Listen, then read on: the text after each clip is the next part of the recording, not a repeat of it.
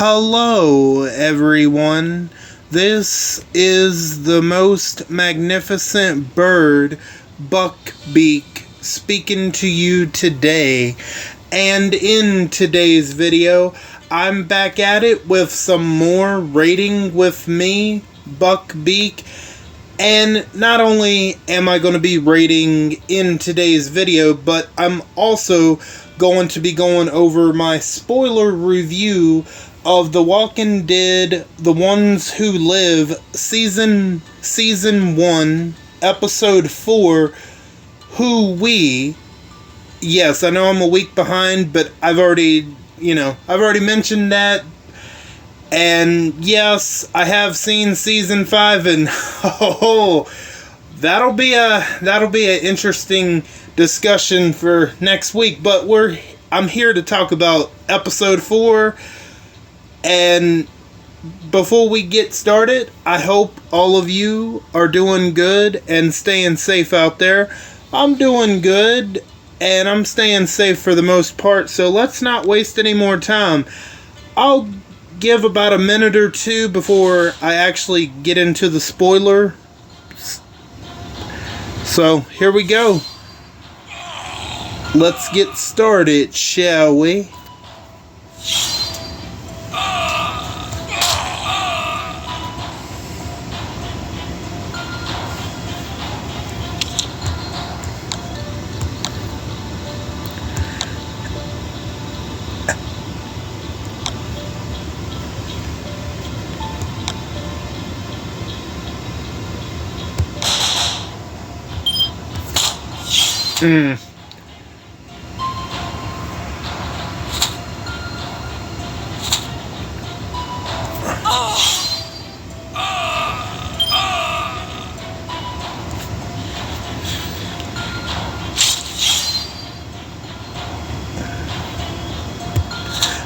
That's kind of interesting. Morgan didn't come back. I mean, he's not crosshairs, which is great. I'll take it, but I don't know. Is there a glitch going on? Not that I'm complaining. But yeah, we'll do one more raid, and then I'll get into the spoiler review. For those that don't want to know anything, I'll give you guys a little bit of gameplay, because I do have... This episode 4, is mostly a dialogue-heavy episode between Rick and Michonne from the end of episode 3, when Michonne pulls them out of that helicopter. And it's like I said, it's a heavy dialogue episode. Okay, we'll do one more. I'll do one more, that way for those that don't want to know any spoilers into episode 4, you'll get a little bit of gameplay.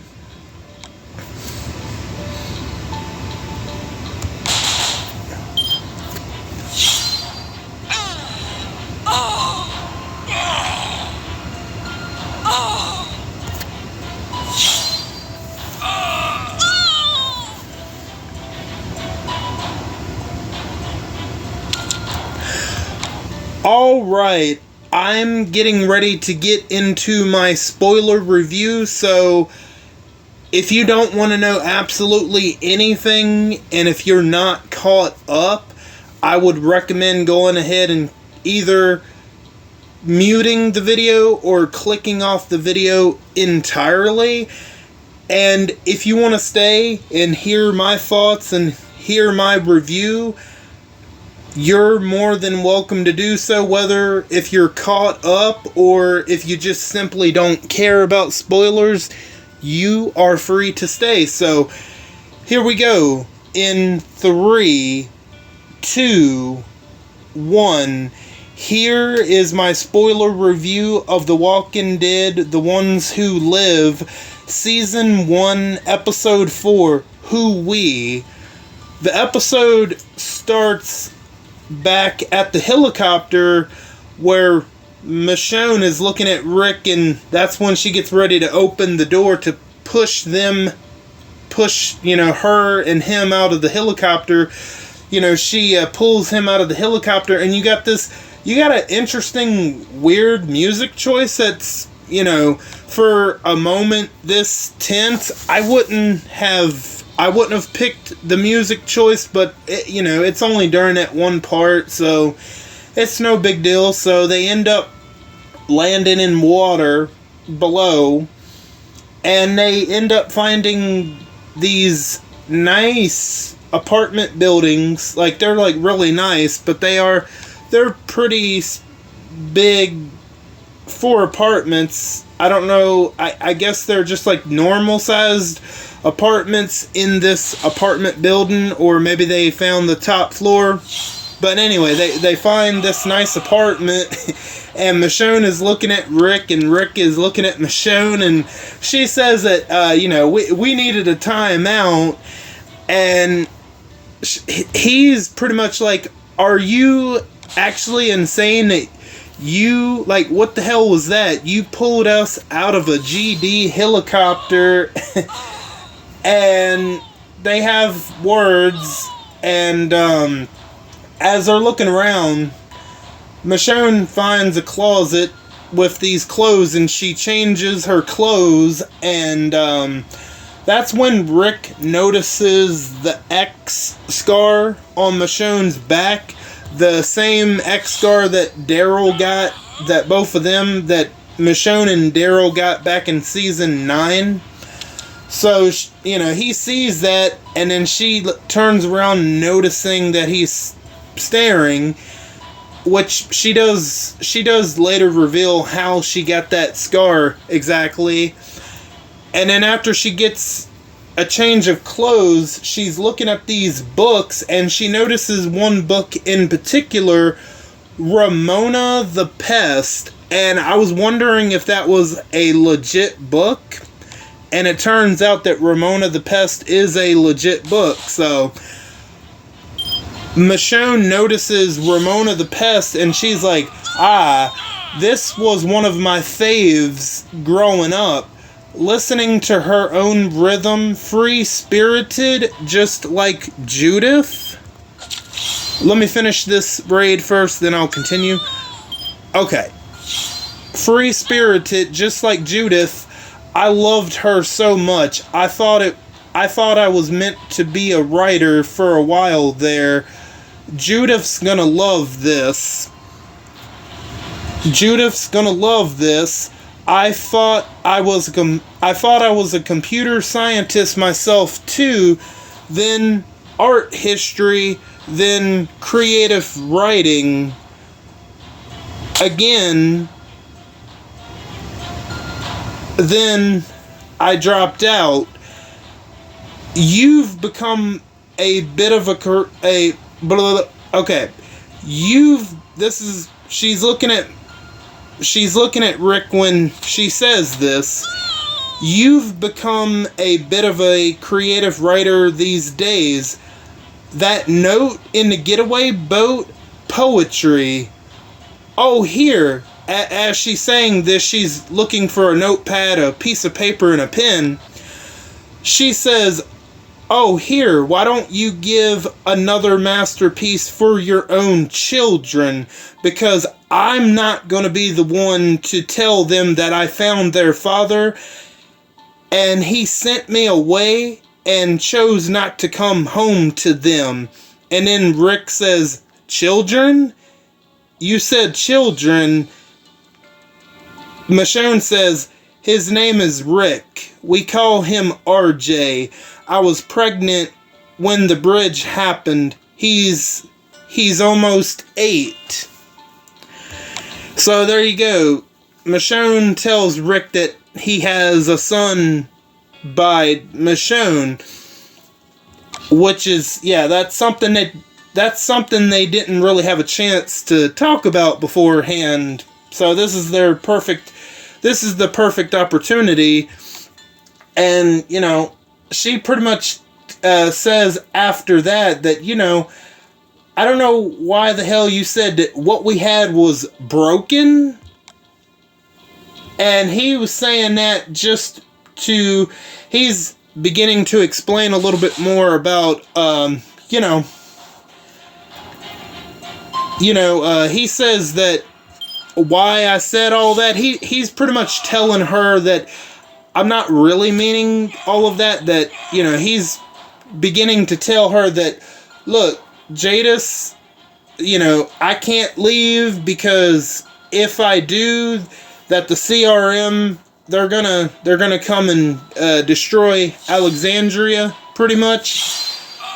And she just she's having a hard time, like, coming to terms with the way that he's acting, but he isn't, like, he says, I don't want to act like this. I don't want to be this way, but I don't really have much of a choice here.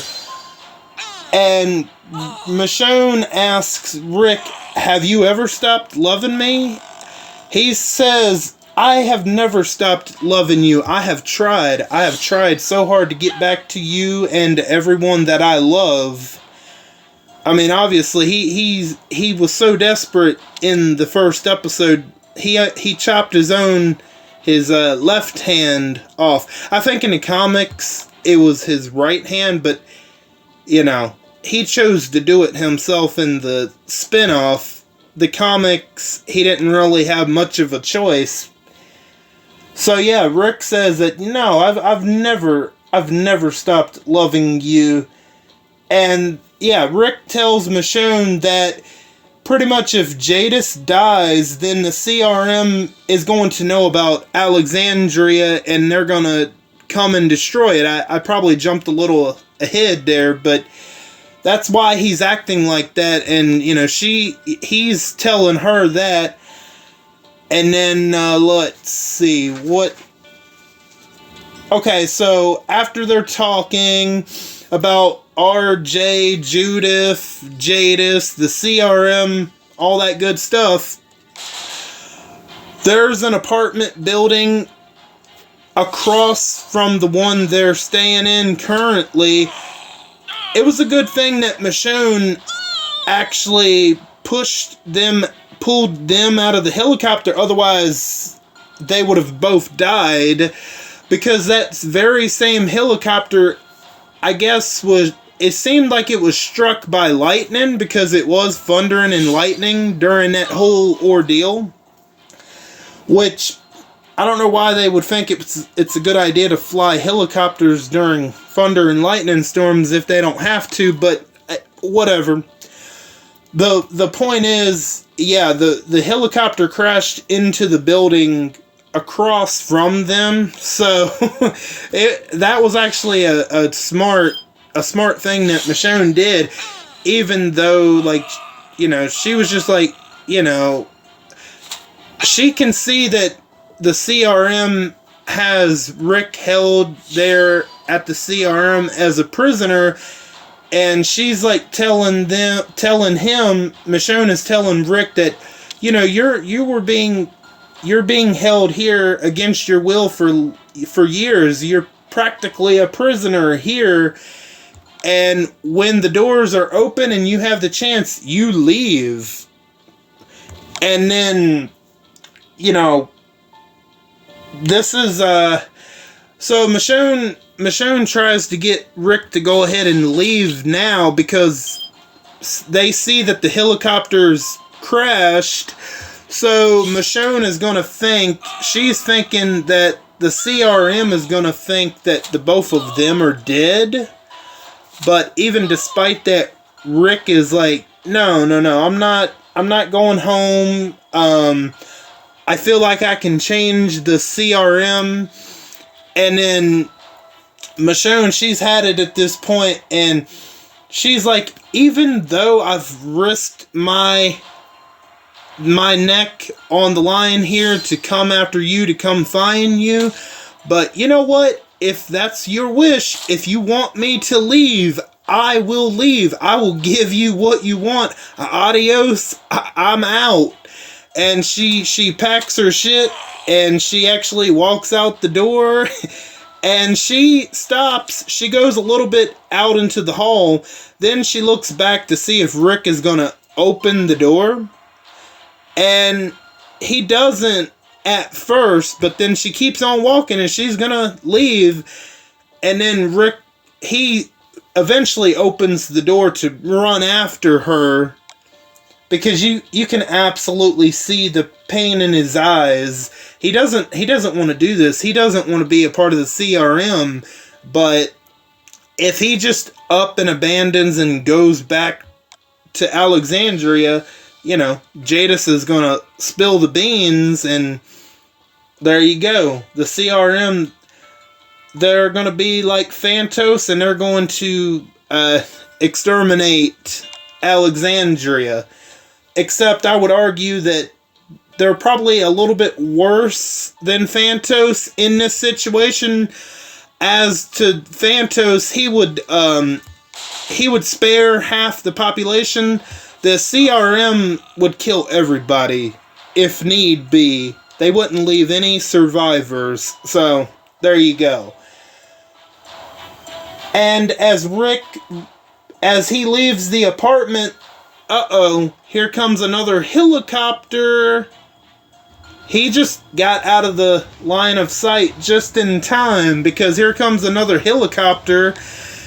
And the helicopter, the helicopter discovers that the helicopter crashed into the building, so the helicopter decides to destroy the building that, across from where Rick and Michonne are in, and the impact is felt so, because it's not that far apart, but the impact of the missiles from the helicopter are felt to the next building. There's this one little area, Michonne, she goes to, she's trying to leave the building. There's these walkers hitting up against the glass, and we get to the point, the impact is felt when the helicopter brings down that other building, firing at that other building. The impact is felt where the glass breaks, and Michonne and Rick, they kill, I think, a couple of walkers, and then they have to run away, because the other building is going to tumble down as well. So this next section, it involves them running and hiding throughout, just trying to find a way out, and then they get into this one room where it looked like it was like a gym and maybe a lab. It kind of looked maybe like both, but anyway. They get to this one room where it looks like a scientist. I guess it's a he or she, I'm not quite sure, but this scientist left a note saying that, pretty much I can't take this anymore, and, they unalive themselves, and, they put this thing on their head, and they simply electrocuted themselves. So, there you go. And the walker's still there, and, with the device around his head, and obviously the remote whatever to trigger it is still in their hand. And then they get into another room. It might be connected, actually, and this is where they continue to communicate some more. And Rick is he keeps on saying it, maybe I could change things in the CRM. That's what Okafor wanted me to do, because earlier Rick explains to Michonne that the man that Michonne and Nat killed in the helicopter back in episode 2 and 1 was Okafor, and Rick is telling Michonne that Okafor wanted me to be a part of the CRM to help him change leadership in the CRM, to help make the CRM better than what it was. And we get back to this gym area, and he's still kind of harping on that, okay, maybe I can change, yeah, I don't want to be a part of this, but I have no other choice. And Michonne, by the way, this episode with both Andrew Lincoln and Michonne's actress, whose name I can never get right. But anyway, both of them, their acting is absolutely incredible here, especially Andrew Lincoln. But Michonne's actress, she is definitely holding her own as well. Absolutely no bad acting here. Excuse me 1 second, I had to check my phone's charge. Okay, I believe we're good now. Alright, now, okay, so Rick and Michonne are down there talking. You know, Michonne is telling Rick, you don't think it's eating me up alive, the fact that I don't know if Judith and RJ are okay. It's definitely eating me up alive that I can't be there for them, that I don't know whether or not they're okay, which they are. They're just fine, which, I mean, she doesn't know that, so, I mean, I do get that. Because I think at this point, they are at the Commonwealth. Yeah, I don't know if the main series is still happening at this point, but they're no longer at Alexandria. I think that's safe to assume. It could be the end of the series, but anyway, she's like, you know, it does hurt. It is eating me up that I don't know whether or not our children are okay, which, I mean, they're fine, but she doesn't know that. And then they leave the room, and they're going back up, and they end up going into another apartment, but before that, there's this chandelier that falls where the building is cracking from the explosion of the other building, and the helicopter is like, they're gonna bring down the buildings regardless of if anyone's inside or not. So there's a chandelier that falls. Michonne and Rick are going up the stairs, and a chandelier falls. It falls on Michonne's leg or something. She's okay, but she gets stuck. And Michonne is like, no, just leave me, worry about yourself. But nah, you think Rick is, nah, Rick ain't gonna leave his woman, absolutely not. So, he ends up saving her, and she's just fine. So they end up finding another apartment. I'm assuming it's a different apartment, but it looks kind of the same.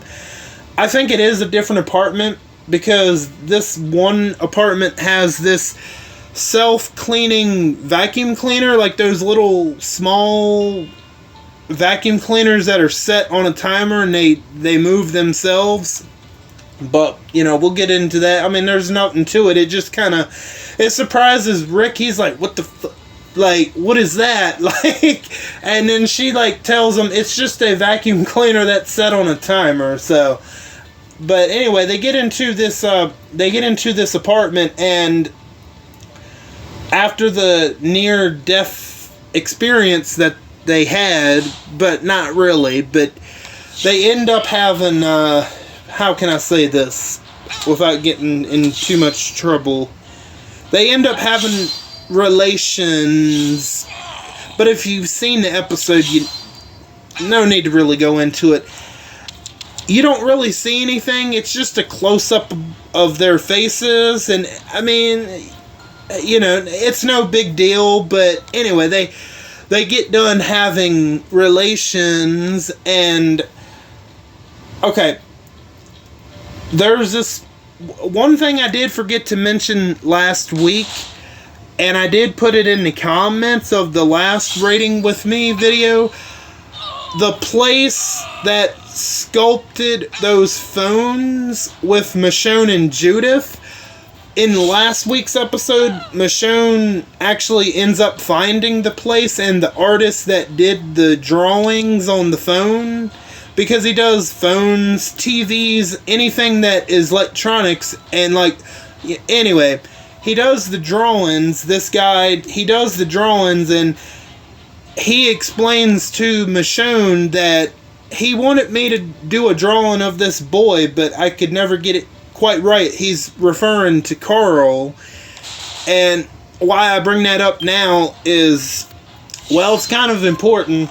So, after all the conversation that they've had, and after having relations, Michonne at this point, she's beginning to finally understand Rick a little bit more, like his situation of being stuck at the CRM, as opposed to the beginning. She's just all pissed off and furious at him, but she's a little bit more, by the end of the episode, she's a little bit more understanding of his situation, and she's beginning to to get it, right?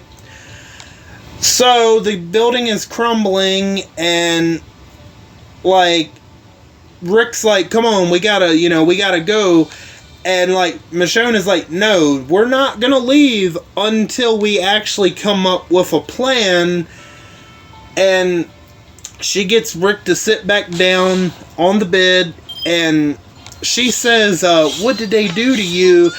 And he starts bawling, and this is some, oh man, Andrew Lincoln, this is some great acting, man. I don't know how he doesn't have an Emmy.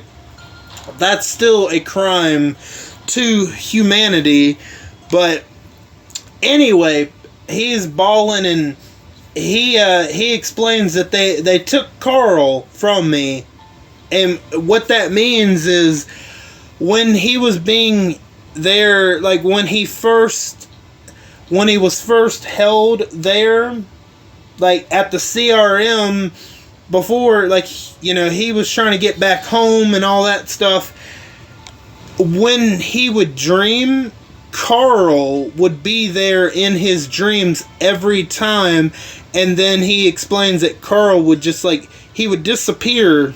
He would just simply disappear out of his dreams. And then he said that he started dreaming about Michonne in his dreams, which, man, I gotta tell you, Scott M. Gimple, him killing Carl off, I mean, that's gotta, that still has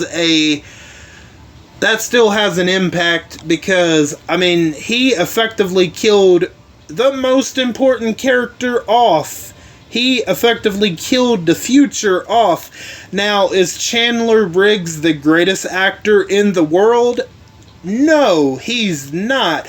But Carl Grimes, he was an essential, maybe the most essential character of The Walking Dead, and yet that prick had to kill him off over real life stuff. But anyway, I would have been really interested how Carl, the TV version of Carl, would have handled the Whisperer War, how he would have handled Commonwealth. That would have been really interesting. And what we ended up getting, it wasn't bad. I still enjoyed it. But if Carl would have been in those two arcs, it would have been, I think, even better, personally. I think Chandler Riggs, I think his acting ability, it could have gotten better. I really do believe that. And it just sucks that, we will never find that out. I mean, now, before I go ahead, Michonne does explain how she got that X scar to Rick. She explains that, when I thought you were dead, me and Daryl went out looking every day for you, and that one day, an old college buddy of mine did that to me. I can't remember her name. Was it Jocelyn or Janice? I know her name, her friend that was in that one episode in season 9. I know her name started with a J, But anyway, it was either Jocelyn or Janice. I don't know. If y'all can remember, feel free to let me know if you want to. But, anyway, she's explaining how her friend, her college buddy, Jocelyn, did that to her and Daryl. And she also explains that her college buddy had a cult of crazy kids that took Judith and all of the other kids from Alexandria briefly, but she explains that I took care of her. Everything was fine. I had to kill her. So that gets explained. So talking about Carl and Rick, after Carl's brought into it, Michonne, this is one of the sweetest things that that she's ever done. She had a phone made with Carl's drawing on it, and she gives it to Rick, and that was such a sweet moment, a little teary-eyed, man, just to think if Carl could have lived all the way through, all the potential, but who must not be named, it ruined that potential. But anyway, after Michonne gives Rick the phone with Carl's drawing on it, they end up leaving, and it's the morning, and they end up finding a yellow truck. So their plan, they pretty much agree that, you know what, screw it. We're just going to go home. We're going to go back to Virginia. So it's the morning and the helicopter's gone, and they end up finding a yellow truck that happens to be a hybrid, that happens to be both gasoline and electrical. So, and the truck just happens to have gasoline in the back. So they got gas, and they hit the road with the yellow truck, and that's how the episode ends. I don't think I forgot anything. I'm trying to think if I forgot anything. I don't think I have. I could be mistaken. I could remember later on, because that has happened before, but I pretty much got all the bases covered. Michonne and Rick argue through parts of the episode. Michonne actually leaves, but Rick runs after her. The fact that Michonne can't be there for Judith and RJ, it eats her up alive every day.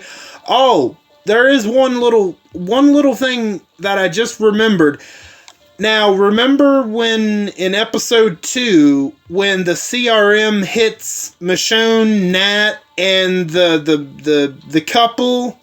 I didn't think I'd talk about them again, but anyway, when the CRM hits them 4 with the mustard, or the chlorine gas,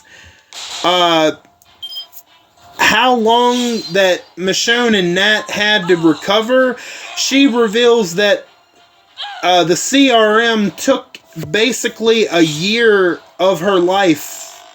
So they were holed up in that mall for a year recovering, which I was wondering if we were going to find that out. And yeah, Michonne also reveals that she lost a year of her life thanks to the CRM dropping that chlorine gas on Michonne, Nat, and the couple, whose names I still cannot remember. I would have to look them up, and I know they probably said their names, but you know what? As much as I hate to say it, they were not important. I know that sounds maybe a little mean, but I mean, am I wrong? Nat served a lot more of a purpose during that episode, honestly, even though he ended up being cannon fodder. And then Rick also says, look, what the CRM did to you, Nat, and your friends, that, look, if the CRM knows about Alexandria, they're going to do the same exact thing back home. And after that, I don't think I forgot anything, so I think I covered just about everything. Like I said, it was a dialogue heavy episode. And yeah. Yep. I think I got everything, so yeah, that's pretty much going to do it for today's video. What are your thoughts on The Walking Dead, The Ones Who Live so far? Are you loving it? Are you maybe not liking it as much? Or maybe you haven't seen it? I can tell you one thing. I can't wait to talk about the next episode. Oh boy. I'm not going to say anything until next week on it, but I think I'm going to really enjoy. That's all I'm going to say about episode 5. I'm going to really enjoy talking about that episode. I gotta admit, episode 5 so far, I feel like is my personal favorite episode of this spinoff. Personally, I might put episode 4, I don't know, at number 2 or number 3. I'm not sure. It was really good. There was just some walker kills in the episode. It was a lot more dialogue. If you don't like a whole bunch of dialogue, maybe this episode isn't for you.